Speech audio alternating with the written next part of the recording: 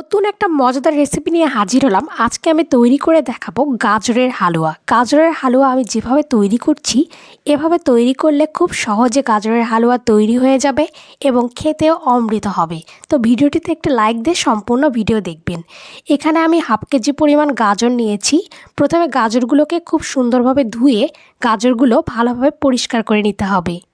এবার গাজরের পিছনের অংশ একটু কেটে নেব আর গাজরের গায়ে সামান্য পরিমাণ ছুরি দিয়ে এভাবে ছিলে নিতে হবে। এবার খুব সুন্দরভাবে গাজরগুলো কেটে নিতে হবে। সবগুলো গাজরগুলো একই প্রসেসে কেটে নিতে হবে। এবার খুব সুন্দরভাবে গাজরগুলো গোল গোল করে কেটে নেব।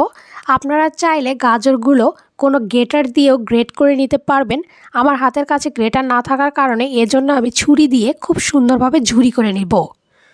খুব সুন্দরভাবে ছুরি দিয়ে গাজরগুলো ঝুরি করে নিতে হবে আর এই ঝুরিটা অবশ্যই একটু পাতলা পাতলা আর চিকন চিকন করে নিতে হবে। আপনারা এখনও যারা আমার চ্যানেলটি সাবস্ক্রাইব করেননি তারা প্লিজ চ্যানেলটি সাবস্ক্রাইব করে ফেলবেন। এভাবে সবগুলো গাজর আমি ঝুরি করে নিয়েছি। এবার এখানে হাফ লিটার পরিমাণ দুধ নিয়েছি। এবার এই দুধে 3টা সাদা এলাচ অ্যাড করে দিলাম, এতে করে দারুণ একটা ফ্লেভার আসবে। এবার দুধটাকে খুব সুন্দরভাবে ঘন করে জাল করে নিতে হবে। এখানে আমি হাফ কেজি গাজরের জন্য হাফ লিটার পরিমাণ দুধ নিয়েছি। এবার একটি কড়াইয়ে হাফ চামচ পরিমাণ ঘি অ্যাড করে দিলাম। এবার ঘিটাকে হাতা দিয়ে নাড়াচাড়া করে নেব। এরপরে আগে থেকে ঝুরি করে রাখা গাজরগুলো এখানে দিয়ে দিলাম। এবার ঘি দিয়ে গাজরগুলো খুব সুন্দরভাবে নাড়াচাড়া করে ভেজে নিতে হবে।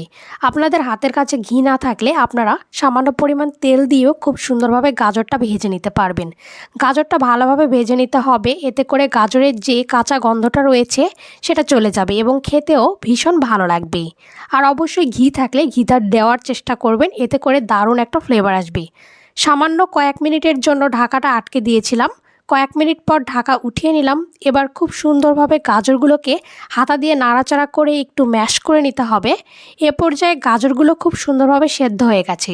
গাজর সেদ্ধ করার জন্য কোনো জল দেওয়ার প্রয়োজন নেই। এবার এখানে আগে থেকে গরম করে রাখা দুধটা দিয়ে দিলাম। দুধটা দিয়ে খুব সুন্দরভাবে গাজরগুলো নাড়াচাড়া করে নিতে হবে। গাজরগুলো একাটুক সেদ্ধ কম থাকলেও দুধ দেওয়ার পরে খুব সুন্দরভাবে গাজরগুলো সেদ্ধ হয়ে যাবে। এখানে কোনো জল দেওয়ার প্রয়োজন নেই। এবার এখানে অ্যাড করে দিতে হবে কিশমিশ। আপনাদের হাতের কাছে যদি কাঠবাদাম বা কাজু বাদাম যে কোনো ধরনের বাদাম থাকে সেই বাদামটাও কুচি করে এখানে অ্যাড করে দিতে পারবেন। এবার কিশমিশ অ্যাড করে দেওয়ার পরে খুব সুন্দরভাবে এগুলো নাড়াচাড়া করে নেব। এবার কিছুটা ঘন হয়ে আসলে এখানে অ্যাড করে দিতে হবে পরিমাণ মতো চিনি। এখানে আমি পরিমাণ মতো চিনি অ্যাড করে দিয়েছি। চিনিটা অ্যাড করে দেওয়ার পরে আবারও কিছুক্ষণ খুব সুন্দরভাবে জাল করে নিতে হবে। এ পর্যায়ে গ্যাসের ফ্লেমটাকে অবশ্যই লো টু মিডিয়াম ফ্লেমে রেখে খুব সুন্দরভাবে গাজরের হালুয়াটা ঘন করে নিতে হবে।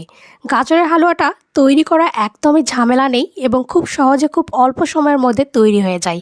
এবার রেডি হয়ে গেছে আমার গাজরের হালুয়া। এবার এটা পরিবেশনের জন্য একটি বাটিতে নিয়ে নিচ্ছি। এবার গাজরের হালুয়াটা অবশ্যই পরিবেশনের জন্য আপনারা ঠান্ডা করে পরিবেশন করবেন।